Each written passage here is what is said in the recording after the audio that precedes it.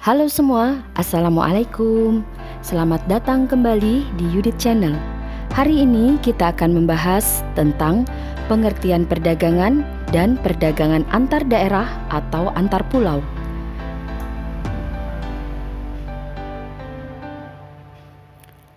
Tujuan dari pembelajaran kali ini adalah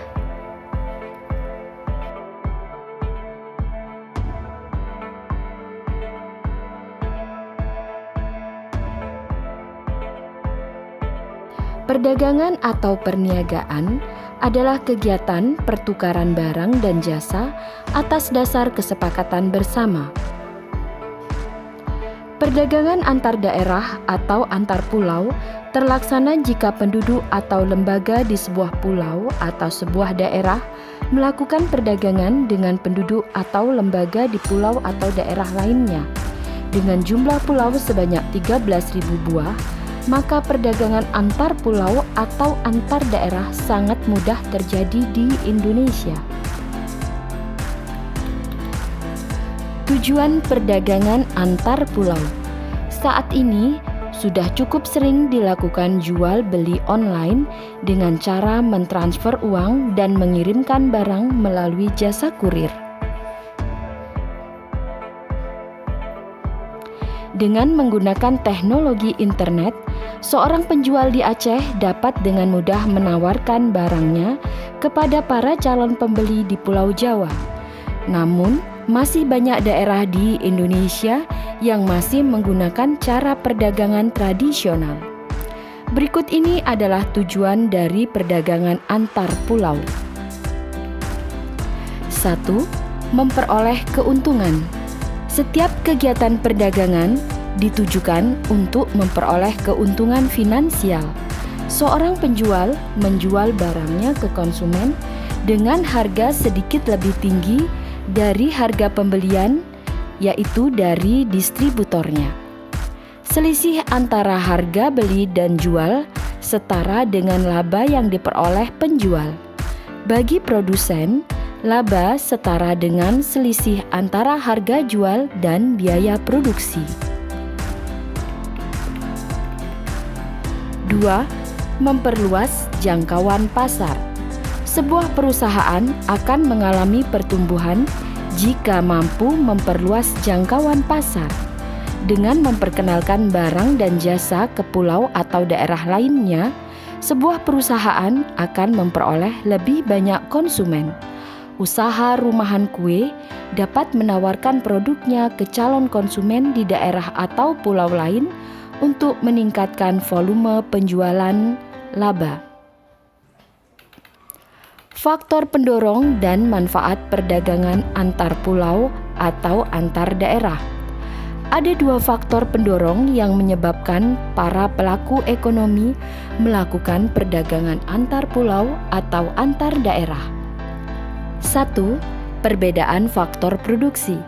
Setiap daerah mempunyai faktor produksi yang berbeda-beda. Dataran tinggi Wonosobo terkenal dengan tanahnya yang subur dan suhu rendah yang cocok untuk berbagai jenis sayuran. Para petani dapat menjual sayur mayur ke Semarang yang menyediakan berbagai barang hasil industri. Perbedaan faktor produksi antara kedua daerah ini mendorong adanya perdagangan sayur mayur dan barang hasil produksi. 2. Perbedaan tingkat harga antar daerah. Perbedaan harga di setiap daerah mempunyai peranan yang sangat besar dalam mendorong perdagangan. Daerah penghasil produk-produk pertanian dapat menjual sayur mayur dan buah-buahan dengan harga rendah. Daerah dengan kawasan industri dapat menyediakan barang-barang elektronik dengan harga yang lebih rendah pula. Prinsip dasar dalam kegiatan ekonomi adalah membeli produk dengan harga yang lebih murah. Manfaat perdagangan antar pulau atau antar daerah. Perdagangan antar pulau atau antar daerah memberikan 3 manfaat bagi para pelaku ekonomi. 1. Menyediakan alternatif alat pemuas kebutuhan bagi konsumen.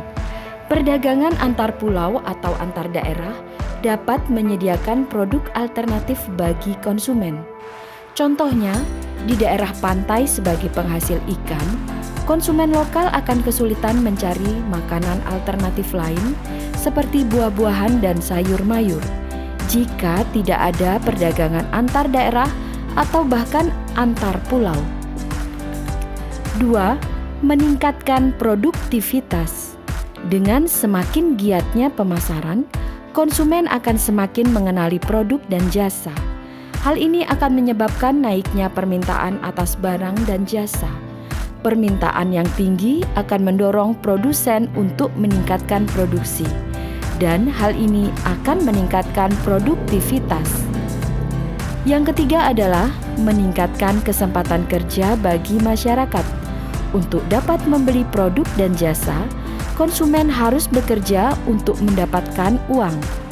Banyak konsumen bekerja sebagai buruh atau pegawai di perusahaan swasta dan lembaga pemerintahan.